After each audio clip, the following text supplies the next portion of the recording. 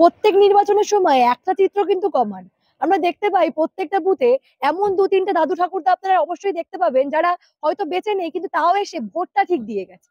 এবার প্রশ্ন হলো, যারা বেঁচে নেই তারা ভোটটা কি করে দিচ্ছে? কেবলমাত্র পশ্চিমবঙ্গের কেস নয় এটা, বিহারের ক্ষেত্রেও কিন্তু একই ঘটনা। এই যে বিহারের ক্ষেত্রে বারংবার মুখ্যমন্ত্রী যে যুক্তি দিচ্ছেন যে ভোটার তালিকা থেকে সাধারণ বাঙালিদের নাম বাদ দেওয়া হচ্ছে, বাঙালিদের হেনস্থা করা হচ্ছে, আদতে কিন্তু সেটা হয়নি। বিহারের ক্ষেত্রে আমরা দেখতে পেয়েছি প্রায় 20 লক্ষ মৃত ভোটারের নাম ভোটার তালিকা থেকে বাদ দেওয়া হয়েছে। এবং এর পাশাপাশি আরো ভ্যারাইটি রয়েছে। একেবারে যারা বিহারের স্থায়ী বাসিন্দা নন এমন লোক রয়েছে, আবার এমনও লোক রয়েছে যারা একাধিক কেন্দ্র থেকে বা একাধিক বুথ থেকে ভোট দিচ্ছে। আমাদের পশ্চিমবঙ্গের চিত্রটাও কিন্তু আলাদা নয়। পশ্চিমবঙ্গে এসআইআর হলেও তাহলে কি একই গল্প পাওয়া যাবে? একইভাবে কি মৃত ভোটারের সংখ্যা পাওয়া যাবে? এবং মৃত ভোটার পাওয়া গেলে সেই ভোটটা কাটবে তৃণমূলের খাতা থেকে। এই বিষয়টা আপনার আমার প্রত্যেকের কাছেই পরিষ্কার। আজকে এটা নিয়ে আলোচনা করব। নমস্কার, আমি সানিয়া, দা নিউজ বাংলায় আপনাদের সকলকে স্বাগত। এসআইআর প্রসঙ্গে আমরা শুরু থেকে মুখ্যমন্ত্রী মমতা বন্দ্যোপাধ্যায়কে বিরোধিতা করতে শুনেছি। তিনি বারংবার যে কথা বলেছেন যে এসআইআর হলে বিভিন্ন লোকের নাম তালিকা থেকে বাদ চলে যাবে, যারা আসলে রোহিঙ্গা নয়, সাধারণ মানুষ হেনস্থা হবে। এবং একেবারে বিহারের ক্ষেত্রে বারংবার যে অভিযোগ তিনি করেছেন যে কোট আনকোট বাঙালিদের হেনস্থা করা হচ্ছে। এবং কেবলমাত্র বিহার নয়, উড়িষ্যা থেকে শুরু করে বিভিন্ন জায়গার ক্ষেত্রে তিনি একই কথা বলে বলে বারংবার বাঙালি সেন্টিমেন্ট নিয়ে খেলার চেষ্টা করেছেন। সেই জায়গা থেকে দাঁড়িয়ে আমরা যদি সত্যি বিহারের তালিকাটা ভালো করে দেখি, বিহারের তালিকা থেকে এখনো পর্যন্ত ইলেকশন কমিশন যা জানিয়েছে, যে নামগুলো বাদ দেওয়া হয়েছে তার মধ্যে থেকে কিন্তু প্রায় 20 লক্ষ মৃত পাওয়া গেছে। একেবারে যে মানুষগুলো বেঁচেই নেই তারাই ভোট দিচ্ছে।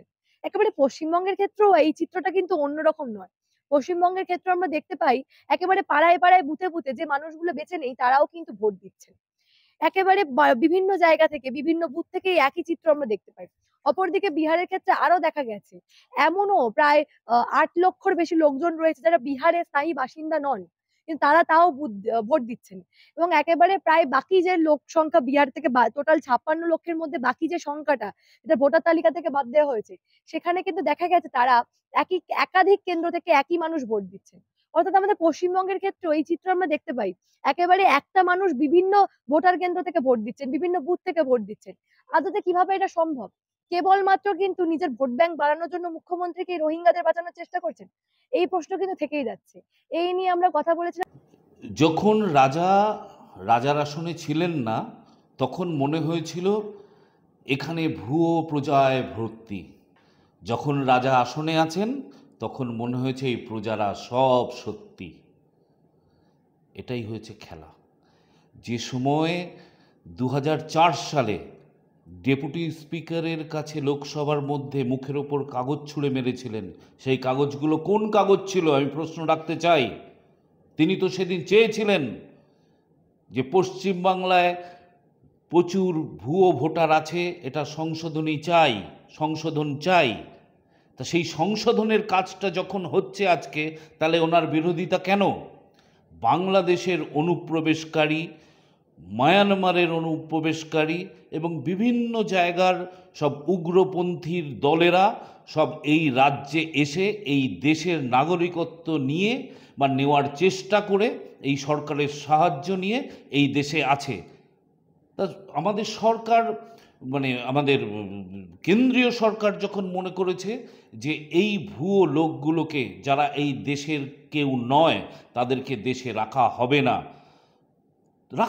না, যে যতই চেষ্টা করুক, যে যতই যেরকমভাবে বলবার চেষ্টা করুক, এই ভোটার লিস্ট শুদ্ধিকরণ হবে। আর এই ভোটার লিস্ট শুদ্ধিকরণ হয়ে যাওয়ার পর আজকে যারা চিৎকার করছে, সেদিন তারা চিৎকার করবে না, 26-এর পরে সবার চোখের জল বেরোবে।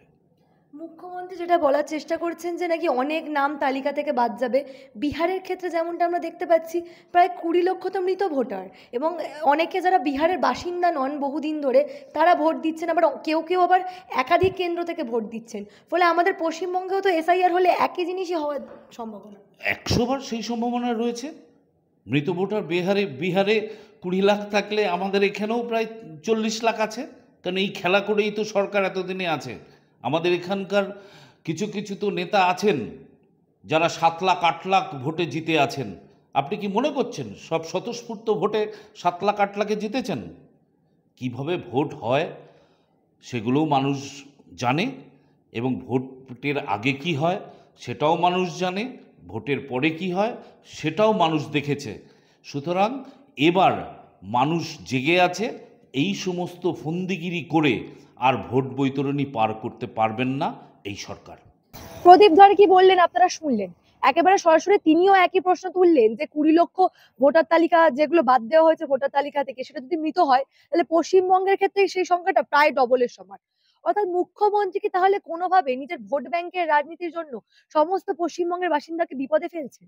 কারণ এই যে রোহিঙ্গা বাংলাদেশ যারা ভারতীয় সেজে প্রত্যেক বছর ভোট দেয়, সেই ভোটের কিন্তু পুরো ভোটটাই যায় তৃণমূলের খাতায়, ফলে তৃণমূলের ভোটের যে অঙ্কটা সেটা বৃদ্ধি পায়।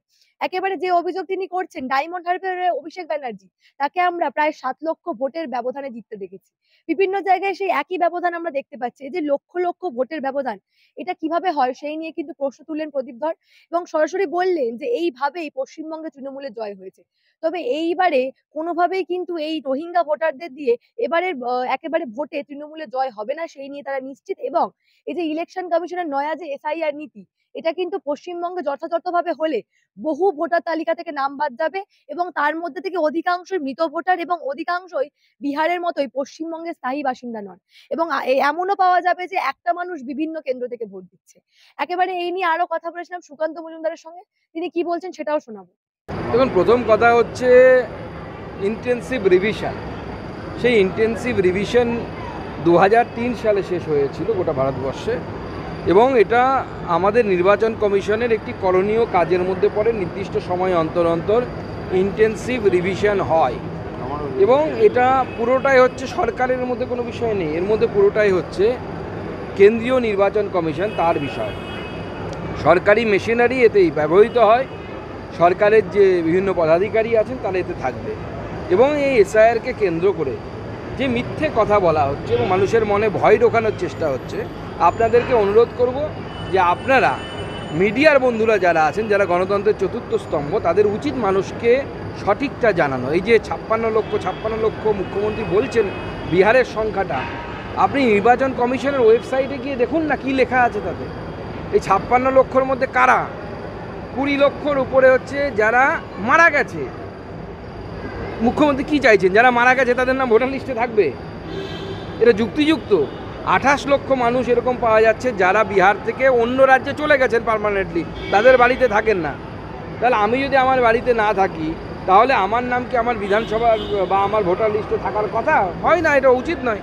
তো মানুষকে এভাবে ভয় পাওয়ানোর চেষ্টা করা হচ্ছে। ইন্টেন্সিভ যে revision, it is an integral part of the Indian democracy. আমরা বরাবর হতে দেখেছি। এই নির্বাচন কমিশনের বিষয়ে আমারও কিছু করার নেই, আপনারও কিছু করার নেই। নির্বাচন কমিশনের কোনো বিষয় নিয়ে, যেহেতু এটা সাংবিধানিক বিষয়, এই নির্বাচন কমিশন একটি সাংবিধানিক সংস্থা, সেটা নিয়ে লোকসভা বা রাজ্যসভাতে কোথাও আলোচনাও হওয়া সম্ভব নয়। অতএব আপনারা কিন্তু এই বিষয়টা বুঝতে পারলেন যে এই যে যদি এসআইআর যথাযথভাবে পশ্চিমবঙ্গে হয়, সেই ক্ষেত্রে কিন্তু মৃত ভোটারের সংখ্যা পাওয়ারই হাই চান্সেস রয়েছে। এবং এছাড়াও যারা পশ্চিমবঙ্গের স্থায়ী ভোটার নন, এছাড়াও যারা একেবারে একাধিক কেন্দ্র থেকে ভোট দিচ্ছেন, একাধিক বুথ থেকে ভোট দিচ্ছেন, সেটা কিন্তু পাওয়া যাবে বলেই মনে করা হচ্ছে। ফলে মুখ্যমন্ত্রীর যে যুক্তি যে এসআইআর হলে বাঙালিরা হেনস্থা হবেন, যারা ভারতীয় তারা হেনস্থা হবেন, এই যুক্তিটা কিন্তু কোথাও গিয়ে খাটছে না। এবং একটা বিষয় পরিষ্কার, এইটা হলে একেবারে সরাসরি তৃণমূলের ভোট ব্যাংকে প্রভাব পড়বে, এবং যার জন্যই মুখ্যমন্ত্রী সরাসরি এসআইআর এর বিরোধিতা করছে। আচ্ছা, এই বিষয় নিয়ে আপনারা কি ভাবছেন? আপনারাও কি আমার সঙ্গে একমত? এই বিষয় নিয়ে আপনাদের গুরুত্বপূর্ণ এবং মূল্যবান মতামত অবশ্যই আমাকে জানাবেন দ্য নিউজ বাংলার কমেন্ট সেকশনে, এবং দেখতে থাকুন দ্য নিউজ বাংলা।